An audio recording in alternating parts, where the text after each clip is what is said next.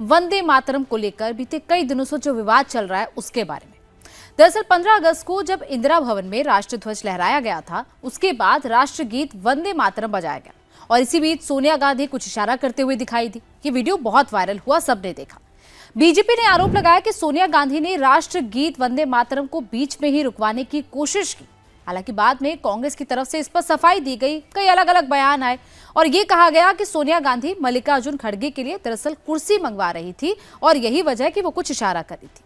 लेकिन बीजेपी अब लगातार सोनिया गांधी से इस मामले पर माफी की मांग कर रही है और इसी विवाद के बीच अब कांग्रेस वर्किंग कमेटी यानी कि CWC ने यह तय किया है कि पार्टी के कार्यक्रमों में वंदे मातरम के सिर्फ और सिर्फ शुरुआत के 2 पैराग्राफ ही गाए जाएंगे।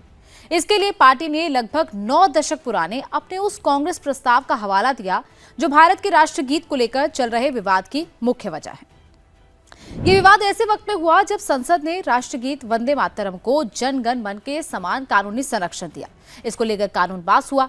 दरअसल वंदे मातरम को गाने या बजाने के रोकने या फिर उसमें जानबूझकर अगर कोई भी बाधा डालता है तो उसे आपराधिक श्रेणी में रखा गया है।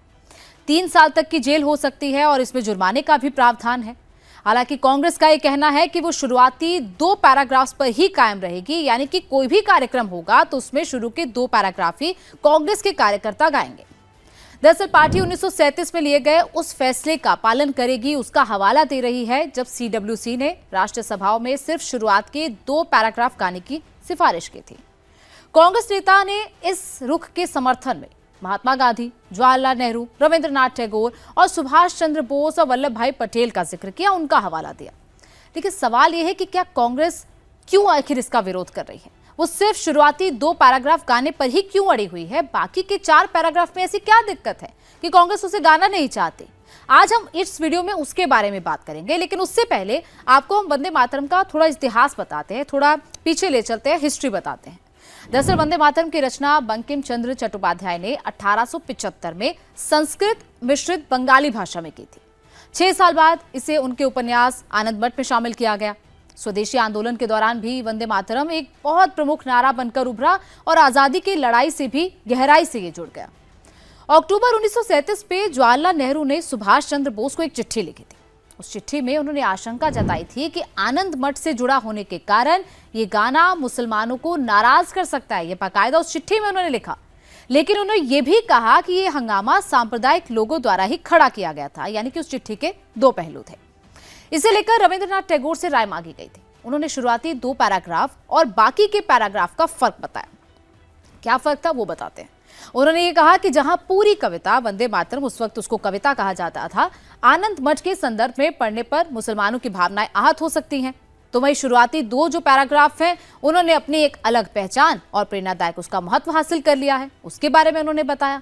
लेकिन उसमें ऐसी कोई बात नहीं है जिससे किसी भी समुदाय को ठेस पहुंचे।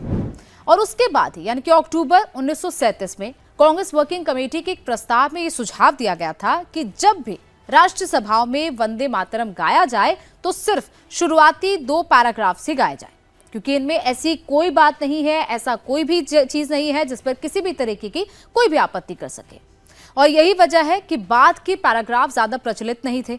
जब भी आप राष्ट्रगीत पहले सुनते होंगे, आज के बाद जब पहले आपने सुना होगा तो हमेशा 2 पैराग्राफ ही सुने होंगे, बाकी के 4 पैराग्राफ शायद लोगों को याद भी नहीं। वंदे मातरम के शुरुआती 2 पैराग्राफ मातृभूमि की सुंदरता का वर्णन करते हैं। कितनी सुंदर हमारी मातृभूमि है, उसकी किसी उपजाऊ जमीन है, उसका जल, उसकी हरियाली, उसके बारे में बताते हैं। दरअसल राष्ट्रगीत में भारत माता को एक देवी के रूप में चित्रित किया गया, एक देवी के रूप में बताया गया। मुस्लिम स्कॉलर्स इसका विरोध करते हैं। वो विरोध क्यों करते हैं?